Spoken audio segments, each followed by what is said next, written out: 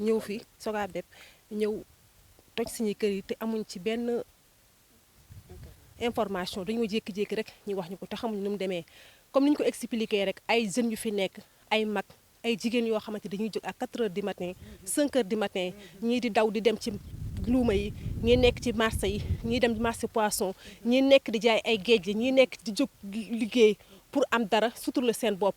comme ni ñu ko waxee rek comme ñun mënuñu nekk ci biir ville bi daw nañ ba ñëw fii ci village bi jéem a xool ndax nañu am fii loo xamante ne dañ fi mën a sutural ak suñuy njaboot état ñëw nangu ko ni te amuñ ci benn preuve ñu ngi ñaan yàlla nag yàlla nañu yàlla may ndam ci seen kaw.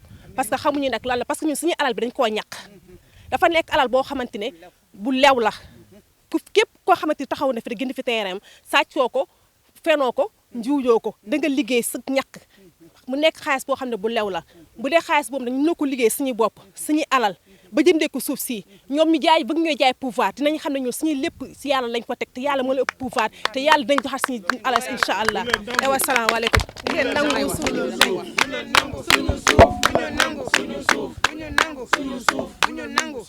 maa ngi tudd Kadia Thiam maa ngi représenté fii samay parents ñoo fi am ay terrain li fi am nag ñaaw na trop parce que comme ni ngeen ko gisee ñu nekk sama ginnaaw ñëpp ay kilifa lañ ay ndaw lañ ku nekk dangaa am sa terrain fii nga liggéey ko sonn si am ci yaakaar ñu ñëw jël ko fokkati ko toj ko sa yaakaar tas te nag Sénégal yi dafa ñaaw parce que dañoo war a bàyyi nit ñi dañoo ragal léegi pour jënd sax ay terrain vu que ndax tey ku fi jënd terrain problème bii ngay am te di dafa ñaaw gestu leen ngeen xool suñu maman yi ak suñu papa yi nu ñu sonnee naaj bu tàng bi ñu nekk fi chaque jour état bi dañu war a jàppale nit ñi nañu gagné seen xaalis di jënd seen terrain te du yoon bu ñu ñëwee du ñu jaay le pouvoir c'est pas normal et je vous dis une chose on va pas se laisser faire parce que boo leen ñu gisee ñu taxaw nii ngeen xam ne naaj bi def à 7 heures ngeen xam ne on va pas se laisser faire képp ku si impliqué tu vas le payer cher duñu bàyyi mu sedd dañuy dem jusqu'au bout préparez-vous ñu ngi seen kaw.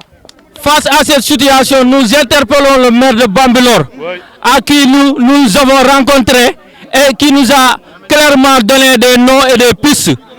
Nous interpellons le sous-préfet de Sangalkam. Nous interpellons le premier ministre Amadou Ba. Nous interpellons le directeur général de l'APIX, Abdoulaye Baldé. Nous trouvons inconcevable et inimaginable en essayant de reloger des Sénégalais d'en déloger d'autres. C'est insensé et de détruire leurs biens. Nous sommes là, nous voulons être restaurés dans nos droits. Ah oui, nous n'excluons aucune possibilité. Tous les plans sont sur la table. Pour l'instant, nous privilégions le dialogue. Nous allons rencontrer les autorités. Mais si nous ne sommes pas satisfaits, nous allons passer à l'étape supérieure.